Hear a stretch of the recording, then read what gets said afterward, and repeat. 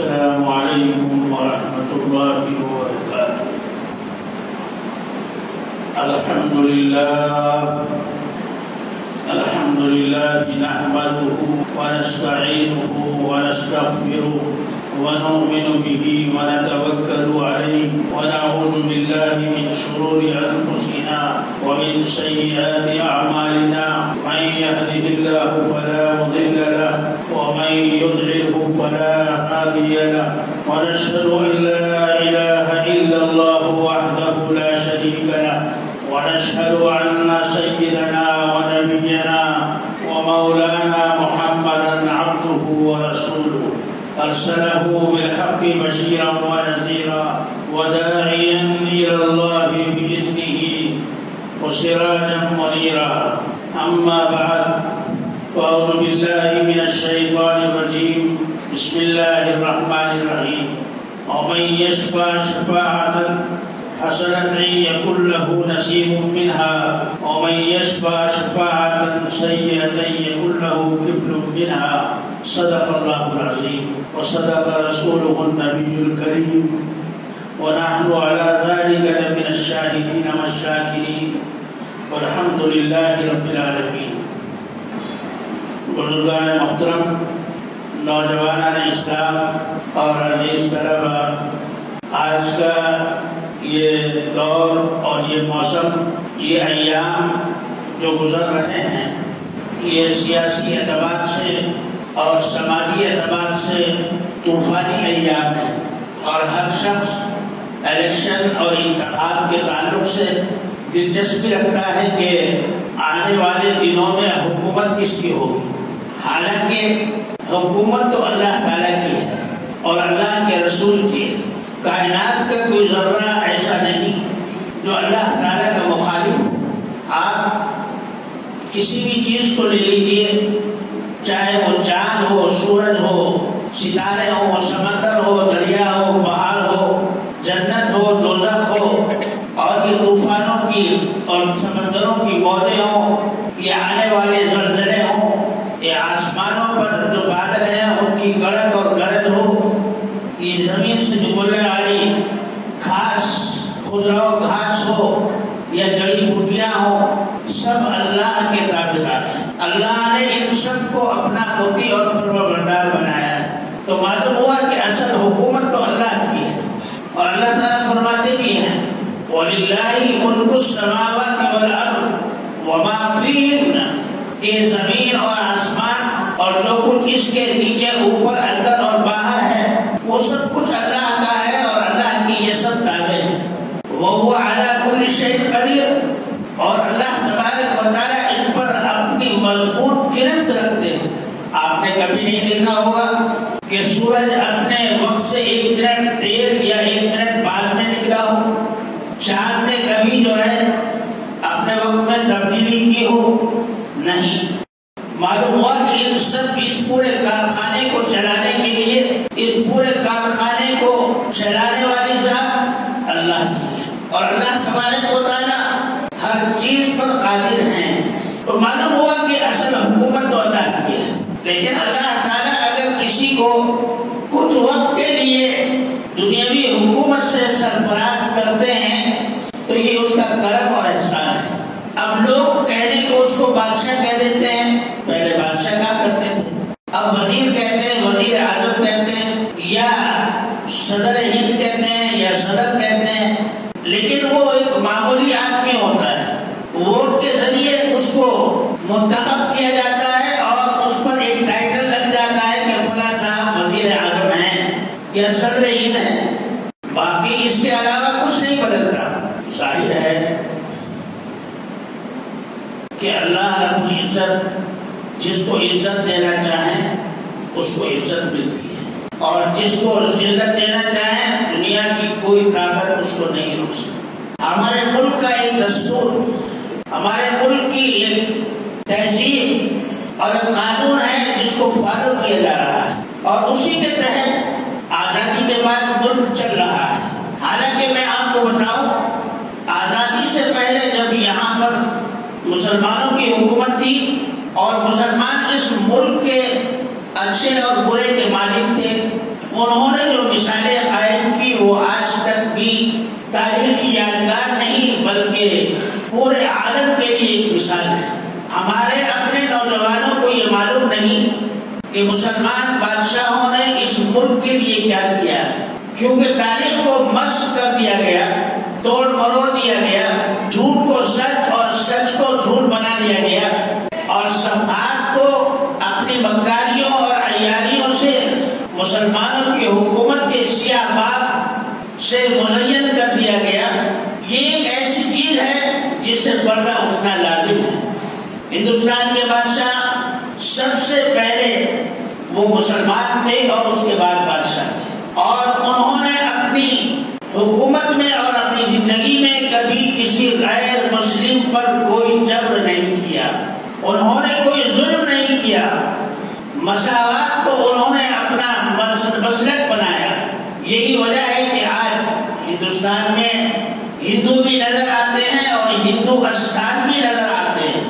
کسی مسلم بادشاہ نے یہ نہیں کہا کہ زبردستی غیر مسلموں کو ہندوؤں کو مسلمان بناؤ، یہ تاریخ کے ساتھ کھلواڑ ہے۔ مسلمان بادشاہوں نے مثال قائم کی، مسلم بادشاہوں کی فوج کے کمانڈرز غیر مسلم ہوا کرتے تھے۔ آپ اس بات سے سوچ سکتے ہیں کہ انہوں نے کتنی مساوات اور کتنی برابری کا درجہ غیر مسلموں کو دیا تھا۔ ان کے وزراء میں غیر مسلم لوگ شامل ہوا کرتے تھے۔ ملک کے فیصلے جب ہوتے تھے تو اس کیبنٹ میں جس طرح سے مسلم وزیر ہوتے تھے اسی طرح غیر مسلم وزیر بھی ان کے ساتھ رہتے تھے، اور انہوں نے تاریخ رقم کی اپنی پوری دنیا میں اور بتایا کہ مسلمان کس طرح حکومت کرتا ہے۔ بہت سارے واقعات۔ شیر شاہ سوری رحمت اللہ علیہ ایک بادشاہ ہوئے ہیں، ایک معمولی سی عورت آتی ہے اور دربار میں کہتی ہے کہ آپ کے شہزادے نے مجھ پر ظلم کیا ہے، اس کا بدلہ دیا جائے۔ بادشاہ نے کہا ظلم کرنے والا کون ہے؟ کہا کہ آپ کے برابر میں جو شہزادہ بیٹھا ہوا ہے یہی ظالم ہے۔ بادشاہ نے کہا اٹھ جاؤ اور اس عورت کے جا کر برابر میں کھڑے ہو جاؤ اور جواب دو کہ تم نے کیا ظلم کیا ہے۔ آج کشمیر کے کٹھوا میں اور یوپی کے اضلاع میں جب ظلم ہوتا ہے تو ہماری حکومت کے وزیر ان مظالم کو بچانے کے لیے قسم کے ہتھ کنڈے اپناتے ہیں۔ یہ مسلمان بادشاہ کی شان تھی کہ انہوں نے اپنے برابر سے شہزادے کو اٹھا دیا اور کہا کہ چلو اپنے ظلم کا اور اپنی کمی کا جو ہے تم جواب دو۔ اس عورت نے کہا کہ آپ کے شہزادے نے میری جھونپڑی کو آگ لگا دی اور اس کو خاص کر دیا اس لیے کہ وہاں پر یہ محل بنا رہے ہیں، اس کا کونا جو ہے سیدھا نہیں ہو رہا تھا۔ وزیر نے کہا اے عورت ذرا آہستہ بات کر۔ بادشاہ نے کہا کہ نہیں، اس کو زور سے بات کرنے دو، اس کے حق نے اس کی آواز کو بلند کر دیا ہے۔ یہ شان تھی مسلمان بادشاہ، اس کے حق نے اس کی آواز کو بلند کر دیا، اس کو بولنے دو، زور سے بولنے دو۔ بادشاہ نے شہزادے سے جواب طلب کیا، اس نے کہا کہ ہاں بے شک مجھ سے غلطی ہوئی ہے۔ بادشاہ نے کہا کہ جس محل کی بنیاد اس بڑھیا کی جھونپڑی کو جلا کر اور اس کی بنیاد رکھی گئی ہے وہ پورا محل اس بڑھیا کو دے دو، وہ پورا محل اس بڑھیا کو دے دو اور اس کے ساتھ نوکر چاکر بھی دو اور اتنی ساری جائیداد بھی دو اور اتنا سونا بھی دو، اتنی چاندی بھی دو، اتنے ہیرے جواہرات بھی دو۔ یہ مسلمان بادشاہوں کی شان تھی۔ ایک مسلمان بادشاہ، مجھے یاد نہیں آ رہا نام، ایک ندی کے پل سے گزر رہے تھے اپنی سواری سے، ایک بڑھیا نے راستہ روک کر کہا کہ اے بادشاہ رکو۔ کہا کہ کیا بات؟ کہا کہ میرا فیصلہ اس پل پر ہوگا یا پل صراط پر ہوگا، یہ بتائیے۔ بادشاہ کو پسینے آ گئے۔ میرا فیصلہ اس پل پر کرو گے، اس برج پر کرو گے ندی کے، یا پل صراط پر کرو گے؟ بادشاہ نے کہا کہ یہی فیصلہ ہوگا۔ کہا وہ کیا بات ہے؟ کہا کہ آپ کے سپاہی آئے اور وہ میری گائے کھول کر لے گئے، میرا تو وہی سہارا ہے جینے کا۔ بادشاہ نے کہا کہ جن لوگوں نے بڑھیا کی گائے لی ہے ان کو سزا دی جائے اور بڑھیا کی گائے کے بدلے میں، ایک گائے کے بدلے میں 20 گائے دی جائے اور ایک ملازم بھی دیا جائے اور اس کو ایک گھر بھی دیا جائے کہ جھونپڑی میں نہ رہے، اچھے گھر میں رہے، یہ مسلمان بادشاہوں کی مساوات تھی۔ اور مسلمانوں نے ہند یا برادران وطن مسلم بادشاہوں کے دور میں کوئی پریشان نہیں تھا۔ تاریخ اٹھا کر دیکھیے، ہر کاسٹ کا آدمی، چاہے وہ مسلمان ہو، ہندو ہو، برہمن ہو، چاہے وہ ہریجن ہو یا کوئی بھی ہو، ان کے دور حکومت میں ہر آدمی خوشحال تھا۔ کہتے ہیں کہ اتنی خوشحالی تھی کہ جو معمولی آدمی ہوا کرتے تھے، جیسے پانی بھرنے والے لوگ گھروں میں، یا حجامت والے بنانے والے حجام لوگ، یا کپڑا بننے والے، یا جوتے سینے والے، یا دھوبی کپڑا دھونے والے، چھوٹی چھوٹی برادری کے لوگ اتنے مالدار تھے کہ ان کے گھروں میں 15 20 آدمی روزانہ کھانا کھایا کرتے تھے۔ 15 اور 20 آدمی ان کے گھروں میں مسافرین کو کھانا کھلایا جاتا تھا۔ یہ ان لوگوں کا حق تھا جو قوم کے نہایت غریب ترین لوگ کہلاتے ہیں۔ اور مسلمانوں میں جو تاجر لوگ تھے وہ بڑے اونچے درجے کے تاجر تھے، غیر مسلموں میں بھی تھے۔ ہندوستان کو سونے کی چڑیا اس لیے نہیں کہا جاتا کہ بلا وجہ کہا جائے۔ بادشاہ نے کہا کہ اپنے خزانچی سے کہ بتاؤ ہمارے خزانے میں کتنا سونا ہے۔ اس زمانے میں یہاں ہندوستان سے ہمارے بادشاہ لوگ تجارت کرتے تھے، یعنی ایکسپورٹ کرتے تھے۔ یہاں سے تانبا بھیجتے تھے، کپاس بھیجتے تھے، کپڑا بھیجتے تھے، سونا اور چاندی کے برتن بنوا کر یا ان کے اور دوسرے زیورات بنوا کر باہر بھیجا جاتا تھا۔ یہاں کی چمڑے کی صنعت کو انہوں نے فروغ دیا۔ یہاں کے مسالہ جات جیسے لونگ، الائچی اور دیگر اسی طرح کی چیزیں جو دوسرے ملکوں میں پیدا نہیں ہوتی تھی، ہمارے بادشاہوں نے پیدا کی اور دوسرے ملکوں کو ایکسپورٹ کیا۔ اور ایکسپورٹ کرنے کے بعد کیا ہوا کہ انہوں نے کہا کہ ہمیں پیسہ نہیں چاہیے، کیا کہ اس کے بدلے میں سونا دو، سونا۔ ہم آپ سے پیسہ نہیں لیں گے آپ کا، ہم اس کے بدلے میں سونا لیں گے۔ جیسے آج امریکہ کہتا ہے کہ ہم ڈالر میں آپ سے کاروبار کریں گے۔ یہ امریکہ نے مسلم بادشاہوں سے سیکھا ہے کہ وہ ڈالر دیتا ہے اور ڈالر ہی لیتا ہے۔ مسلمان بادشاہ اس سے بھی اوپر تھے، وہ کہتے تھے کہ نہیں، ہماری چیز لے لو لیکن اس کے بدلے میں جتنی قیمت بنتی ہے اتنی قیمت کا سونا ہمیں دے دو۔ بادشاہ نے کہا ایک مرتبہ جو سونے کا خزانچی تھا خزانے کا، اس سے کہا کہ ہمارے خزانے میں کتنا سونا ہے ذرا حساب لگاؤ۔ میں آپ کو یاد دلا رہا ہوں میرے بھائیوں نوجوانوں، اپنے آباء و اجداد کی تاریخ کو یاد رکھو۔ خدا کی قسم اگر اپنے آباء و اجداد کی تاریخ کو بھول گئے تو تمہارے پاس کچھ نہیں رہے گا۔ بادشاہ نے کہا کہ ہمیں بتاؤ کہ ہمارے ملک میں کتنا سونا ہے۔ بادشاہ کہہ کر بھول گئے۔ 6 مہینے کے بعد یاد آیا۔ بادشاہ نے پھر منشی کو طلب کیا، خزانچی کو بلایا، بھائی ہم نے کہا تھا کہ آپ سونا بتاؤ کتنا ہے اور آپ نے بتایا۔ تو منشی نے کہا کہ حضور جان کی سلامتی ہو، جب سے آپ نے سونا کا حساب پوچھا ہے اس وقت سے 500 آدمی پر لگے ہوئے ہیں۔ کتنے آدمی لگے ہوئے بھائی؟ 500 آدمی، اور 6 مہینے ہو گئے، ابھی ایک کونے میں کتنا سونا رکھا ہے اس کا حساب نہیں ہوا ہے۔ یہ ہمارے مسلمان بادشاہوں کی تاریخ ہے۔ یہ انگریز غدار 200 سال تک ایک بڑا جہاز روزانہ بھر کر جاتا تھا، 200 سال تک لے گئے بھر کر۔ لال قلعے کے جتنے جواہرات تھے اور جتنے بھی جو ہے بادشاہ کے خزانے تھے سب کو جو ہے لوٹ کر لگے۔ 200 سال تک ایک جہاز بھر کر روزانہ گیا۔ مولانا حسین احمد مدنی رحمۃ اللہ علیہ لکھتے ہیں نقش حیات میں کہ 200 سال تک، ایک سال میں 365 دن ہوتے ہیں، اور یہ ہے 200 سال تک ہندوستان سے خزانہ جاتا رہا اور یہ لوگ لے جاتے رہے۔ 200 سال میں جا کر وہ خزانہ ہندوستان سے خالی ہوا۔ یہ ہماری مسلمانوں کی تاریخ ہے کہ انہوں نے ہندوستان کو کتنا نوازا تھا۔ ان چیزوں سے ہمارے نوجوانوں کو واقفیت حاصل کرنا ضروری ہے۔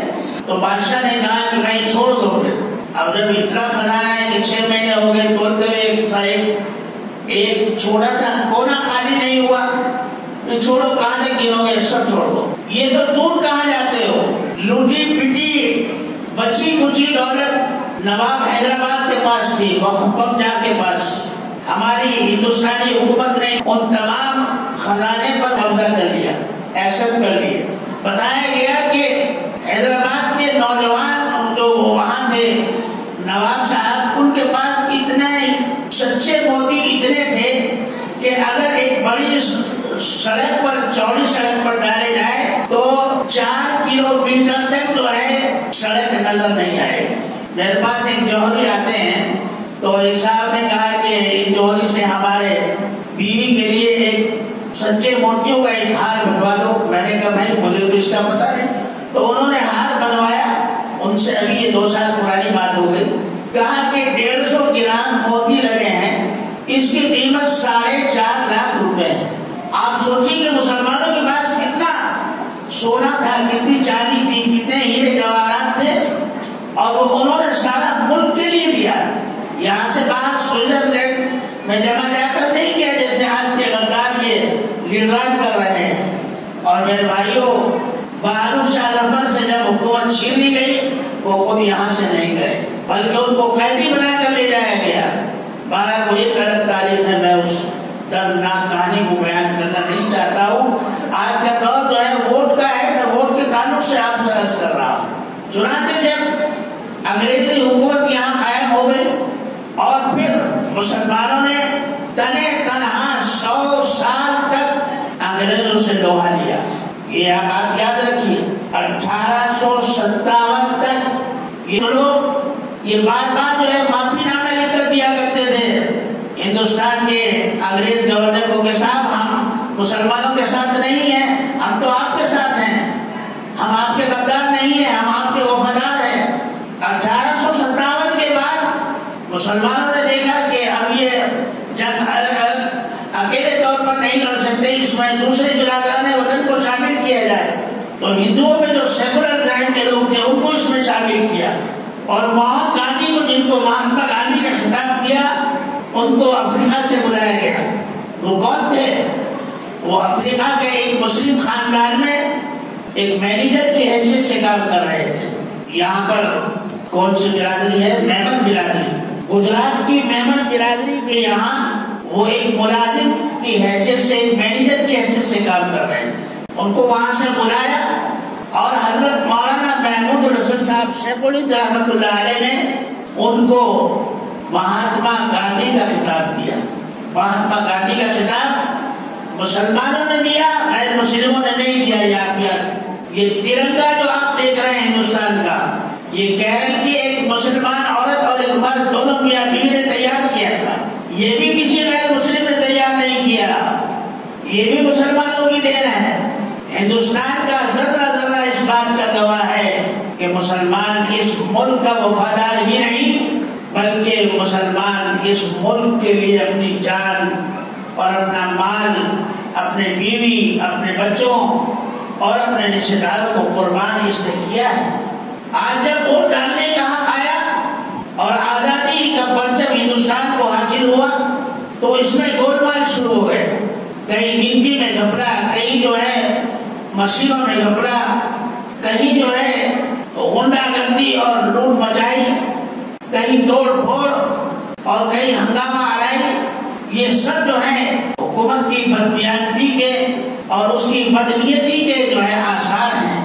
ایک مرتبہ میرا کافی پہلے سلیمان شیخ مرحوم جو مسلم لیگ کے لیڈر تھے، ان کے گھر پر جانا ہوا، بات چیت ہوتی رہی۔ میں نے کہا مینیجر صاحب آپ تو شیروانی میں اور کرتے اور ٹوپی پہ جاتے ہیں۔ انہوں نے کہا کہ بھائی حکیم صاحب ایسا ہے کہ ہمارے جیسے لوگوں کی اب سیاست میں گنجائش نہیں رہی، اب تو سیاست ایک گندی دلدل بن چکی ہے، شریف آدمیوں کا وہاں کام نہیں۔ انہوں نے کہا کہ زمانہ وہ تھا جب سیشن چلتا تھا پارلیمنٹ کا اور ظہر کی اذان ہو گئی تو مولانا ابوالکلام آزاد ایسے ہی اٹھ کر چلے جاتے تھے بغیر بولے، اور کسی میں ہمت نہیں ہوا کرتی تھی کہ کہاں جا رہے ہیں، سمجھ جاتے تھے کہ اذان ہو گئی، نماز کے لیے جا رہے ہیں۔ انہوں نے کہا کہ آج وقت ایسا آ گیا ہے کہ سیشن چل رہا ہے اور ہم جیسے لوگوں کو اجازت لینی پڑتی ہے اسپیکر سے کہ صاحب میں نماز پڑھ کر آتا ہوں. اور آئندہ ایسا دور آنے والا ہے کہ ایسے لوگ حکومت میں آئیں گے کہ وہ نماز کی بھی پرواہ نہیں کریں گے. یہ دور آج کا ہے. جمعہ کے دن سیشن چلتا ہے, کسی پارلیمنٹ کے ممبر کو, مسلمان کو یہ حوصلہ نہیں ہوتا تو کہہ دے کہ میں نماز جمعہ پڑھ کر آ رہا ہوں. میں نہیں ہو سکتا. یہ وہ کڑوا سچ ہے, یہ وہ تلخ سچائی ہے جس سچائیوں سے ہم اور آپ گزر رہے ہیں. میرے بھائیوں, مسجد کے محراب و ممبر سے کسی پارٹی یا کسی امیدوار کی حمایت کا اعلان نہیں کیا جا سکتا, لیکن ہم سب جانتے ہیں کہ حق اور سچ کیا ہے. آج ایک طرف نہتے مسلمانوں کو گائے کے نام پر مارا جا رہا ہے. مسلمان کے خون کی کوئی قیمت نہیں. گائے کا پیشاب 70 روپے لیٹر بیچ رہے ہیں. گائے کا پیشاب کی قیمت 70 روپے لیٹر, اور آدمی کے خون کی کوئی قیمت نہیں. یہ کیسا اندھیرا ہے, یہ کیسا دور ہے کہ گائے کی حفاظت کے نام پر ایک انسان کو مار دیا جائے اور ہماری حکومت کے کانوں پر چوب بھی نہ رکے. بابا صاحب امبیڈکر نے صاف لکھا ہے کہ رام جی اور لکشمن جی ایک ایک بچڑا صاف کر دیا کرتے تھے, یعنی کھا جایا کرتے تھے روزانہ ایک ایک بچڑا. گائے کا ایک بچہ روزانہ کھا لیا کرتے تھے. مجھے یہاں وہ کہنا نہیں ہے کہ میں سیاست کی بات نہیں کر رہا ہوں. میں ہمارے نوجوانوں کو بتانا چاہتا ہوں کہ ان کو ہندوؤں کی تاریخ سے معلومات حاصل کرنی چاہیے. اور باقاعدہ ان کی مذہبی کتابوں میں لکھا ہے کہ اگر کوئی گائے کا ماंس نہیں کھاتا تو اس کا دھرم جو ہے مکمل نہیں ہوتا. دھرم کی تکمیل, دھرم جو ہے کامل اسی وقت ہوتا ہے جبکہ گائے کا ماंس کھایا جائے. اور جتنے بڑے بڑے ہوٹلس ہیں, چاہے وہ 3 اسٹار ہوٹل ہو, 4 اسٹار ہوٹل ہو, چاہے 5 اسٹار ہوٹل ہو, سب میں بیف کا گوشت کھایا جاتا ہے. وہاں حکومت کی ہمت نہیں ہے کہ وہاں منع کر دے. میں یہ عرض کرنا چاہتا ہوں آپ سے کہ تاریخ کو پڑھیے اور سمجھیے, اور پھر جو آپ کا دماغ اور دل فیصلہ کرے اس کو ووٹ دیجیے. اپنا ووٹ ضائع نہ کریں. قرآن نے صاف کہا ہے من یشفع شفاعۃ حسنۃ یکن لہ نصیب منہا. اگر تم کسی اچھے آدمی کے لیے اچھے کام کی سفارش کرو گے تو اس کا اجر تمہیں بھی ملے گا. ووٹ ایک سفارش ہے, ایک شہادت ہے کہ بھئی یہ آدمی اچھا ہے, یہ شریف آدمی ہے, یہ قوم کا درد رکھتا ہے, یہ درد مند دل آدمی ہے, اس کو ہم اس لیے ووٹ دے رہے ہیں تاکہ وہ پارلیمنٹ میں پہنچے, اسمبلی میں پہنچے اور وہاں جا کر مسلمانوں کے اور اپنے ملک کے اور برادران وطن کے مسائل کو سامنے رکھ کے اور عام لوگ جو ہے آرام کے ساتھ زندگی گزارے. وَمَن يَشْفَعْ شَفَاعَةً سَيِّئَةً يَكُن لَّهُ كِفْلٌ مِّنْهَا.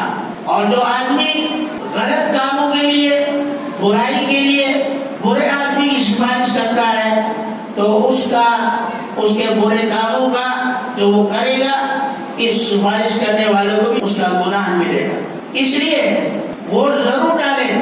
ووٹ ڈالنے میں کوئی قباحت نہیں. ووٹ آپ کا ایک دستوری حق ہے, آپ کا ایک ملک کی حق ہے, یہ آپ کے مستقبل کی ضمانت ہے, یہ آپ کے ہندوستان میں موجود ہونے کی ایک نشانی اور علامت ہے, ایک ثبوت ہے کہ آپ اس ملک کے رہنے والے ہیں. ووٹ کو ضائع نہ کریں, لیکن یہ دیکھیں کہ ہمارا ووٹ کس شریف آدمی کو ملنا چاہیے. میں یہ کہتا ہوں کہ آج کے اس دور میں ہمارے مسلمان بھائی بھی اگر کوئی پارلیمنٹ میں پہنچتا ہے تو مسلمان تو ضرور رہتا ہے, لیکن پارلیمنٹ میں پہنچنے کے بعد مسلمانوں کا نہیں رہتا.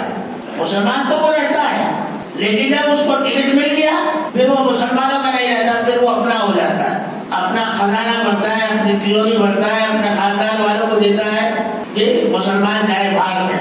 لیکن اگر خدا نہ خواستہ کپڑوں میں جو ہو جائے تو ہم کپڑا پہننا نہیں چھوڑ سکتے. بھائی جو ہو گئی اب کپڑا نہیں پہنیں گے, ایسا نہیں ہوتا ہے. جو کو پا کر اس کو باہر نکالیں گے اور پھر کپڑا بھی پہنیں گے, اس کو صاف ستھرا بھی کریں گے. اسی طرح سے جو ہے ہمارے کچھ لوگ ایسے ہیں جن میں کچھ اچھی باتیں ہیں, جو لوگ فرقہ پرستی کو ہوا نہیں دیتے, سب کے ساتھ ہندو مسلمان سکھ عیسائی سب کے ساتھ مل کر کام کرتے ہیں.